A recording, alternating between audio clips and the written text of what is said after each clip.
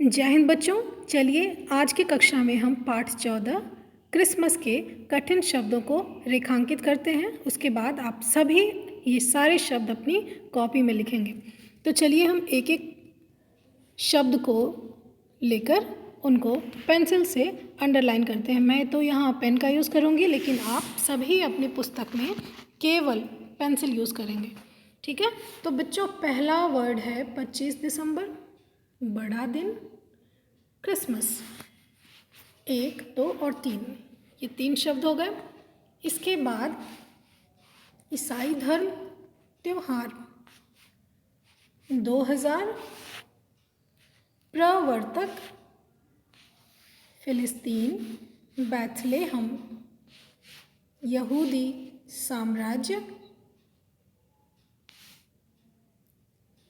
बच्चों इन शब्दों को आप ध्यान से देखेंगे। 25 दिसंबर, बड़ा दिन, क्रिसमस, ईसाई धर्म त्योहार, 2000, प्रवर्तक, फिलिस्तीन, बैथलेहम, यहूदी साम्राज्य। इसके बाद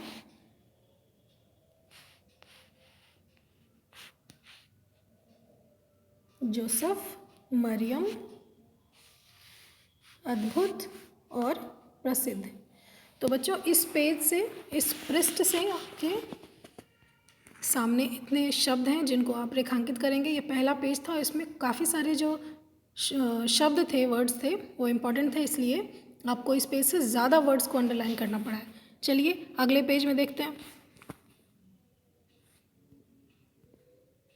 बच्चों दूसरे पेज में सबसे पहला वर्ड है ईश्वर, मनुष्यों, प्रेम और क्षमा।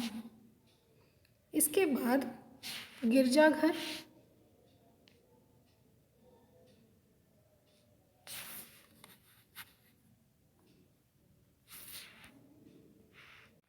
तो बच्चों गिरजाघर के बाद अगला शब्द है भाई बंधुओं व सिलसिला।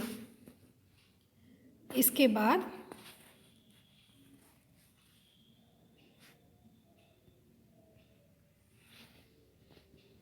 मंडलियों,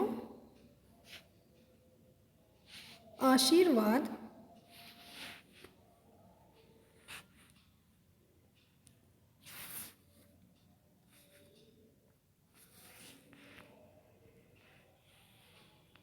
शुभकामनाएं, सांता क्लॉज,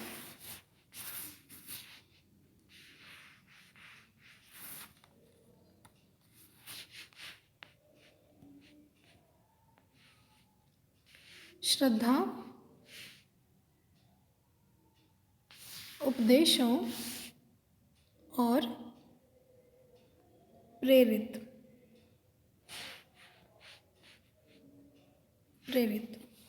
तो प्रेरित शब्द आपका अंतिम कठिन शब्द है। इस प्रकार आप वीडियो को पॉज करके सारे कठिन शब्द अंडरलाइन करेंगे। चलिए अब हम लिखते हैं शब्द व अर्थ। तो बच्चों यहाँ पर जितने भी शब्द दिए गए हैं ना, सारे शब्द व उनके अर्थ इम्पॉर्टेंट हैं। आप इसका ध्यान रखेंगे और हर एक शब्द को अपनी कॉपी में लिखेंगे उनके अर्थ के साथ। पहला शब्द है प्रवर्तक। प्रवर्तक का अर्थ होता है आरंभ करने वाला। दूसरा शब्द है यहूदी। बच्चों प्रवर्तक यानी किसी कार्य को आरंभ करने वाला, पहली बार शुरू करने वाला। जैसे उस कार्य को, उस चीज़ को या वो थॉट को पहले कभी किसी ने नहीं दिया हो, किसी ने स्टार्ट नहीं किया हो, और ऐसा व्यक्ति जिसने पहली बार वो काम किया हो, उसको प्रवर्तक बोलते हैं। यहूदी क्या होता है? यहूदी पश्चिमी एशिया की एक जाति है। यहूदी क्या है? एक जाति है जो पश्चिमी एशिया में पाई जाती है।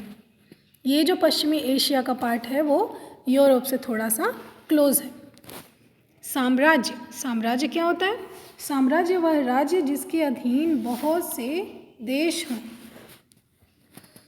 क्या होता है? साम्राज्य बहुत बड़ा होता है।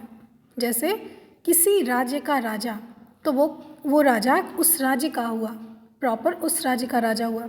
लेकिन जब हम कहेंगे कि उस राजा का साम्राज्य बहुत बड़ा था या उसके साम्राज्य में, यानी उस राजा के साम्राज्य में बहुत सारे राज्य या देश आते हैं। अब जनगणना है। जनगणना मतलब देश में रहने वालों की गिनती।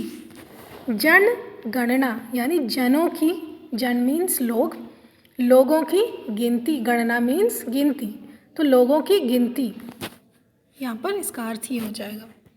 अब देखिए इसके बाद है प्रथा। प्रथा का मतलब रिवाज, कस्टम, ये होता है, ठीक है। जैसे ये चीज़ हमेशा से हमारे यहाँ चली आ रही है, तो हमारे यहाँ देश की, हमारे राज्य की, हमारी जाति की, हमारे धर्म की एक प्रथा है ऐसी जिसमें ये बात है। ऐसे हम कह सकते हैं हमारे देश का रिवाज क्या है कि जितने भी अतिथि देवो भव, अतिथियों का स्वागत करना, तो ये हो गया हमारे देश का रिवाज या प्रथा।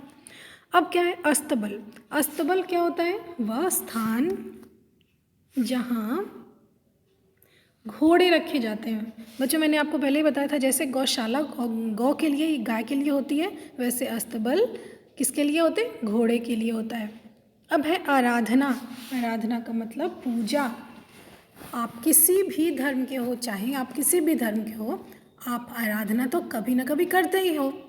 तो आराधना का मतलब केवल पूजा करना, घंटी बजाना, अगरबत्ती दिखाना, ये सब सारी चीज़ें नहीं होती बच्चों। आराधना का मतलब प्रार्थना करना भी होता है, हाथ जोड़कर प्रार्थना करना, उनके लिए उनके बताए मार्ग पर चलना। हर धर्म में पूजा और आराधना करने का एक अपना अलग तरीका होता है, ठीक है। तो आप अपने अपने धर्म के हिसाब से इसे समझेंगे। पूजा का अर्थ होता है उपदेश का अर्थ होता है शिक्षा या सीख। शिक्षा मतलब वो नहीं कि क्लास 1 और 2 और 3 पढ़ना, ये वाली शिक्षा नहीं। शिक्षा मतलब ज्ञान, सीख, पाठ। किसी ने हमें यह पाठ पढ़ाया। जीवन चलने के मार्ग में जो पाठ, जो शिक्षा, जो सीख काम आती है ना, उसे हम उपदेश कहते हैं। अब है मंडलियाँ। मंडलियाँ का मतलब होता है समूह।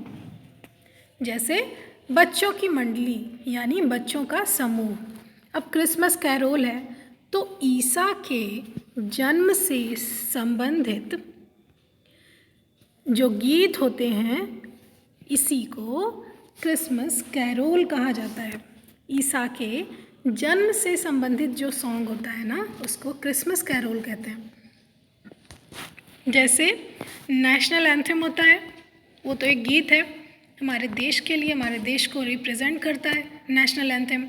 तो इसी तरह से क्रिसमस को कौन रिप्रेजेंट करता है? ये क्रिसमस कैरोल। जब आप गाते हो तो आप समझ में आ जाता है कि क्रिसमस आसपास है या फिर क्रिसमस है। रौनक। रौनक का अर्थ होता है चमक धमक। आपकी क्लास में भी एक रौनक है, तो देखिए उस रौनक का क्या अर्थ होता है? चमक धमक, यानी जिसमें बहुत शाइन हो, ठीक है ना, उसे आप क्या कहेंगे? रौनक कहेंगे। तो चलिए, अब आपने इस पाठ के कठिन शब्द लिखे हैं, शब्द अर्थ भी लिख लिए। आइए मौखिक प्रश्नों को और निम्नलिखित प्रश्नों के उत्तर लिखो। इनमें से मैं आपको बताती हूँ कि आप कौन कौन से प्रश्न अपनी कॉपी में लिखेंगे। सबसे पहला प्रश्न आप लिखेंगे क और ख। इन दोनों प्रश्नों को मैच करके एक साथ जोड़ कर लिखेंगे आप अपनी कॉपी में। इसके बाद लिखेंगे तीसरा प्रश्न अलग से, चौथा भी अलग से लिखेंगे। ये पांचवा नहीं लिखेंगे क्योंकि आपको इसके बारे में ऑलरेडी पता हुआ। चलिए, इसके बाद ये जो दो प्रश्न है, ईसा मसीह ने लोगों को क्या उपदेश दिए और क्रिसमस क्या संदेश देता है, यह दोनों प्रश्न हम एक साथ ही लिखेंगे। और ये जो तीसरा वाला है, तुमने क्रिसमस का त्यौहार कैसे मनाया, इसको हम स्किप करेंगे, ठीक है।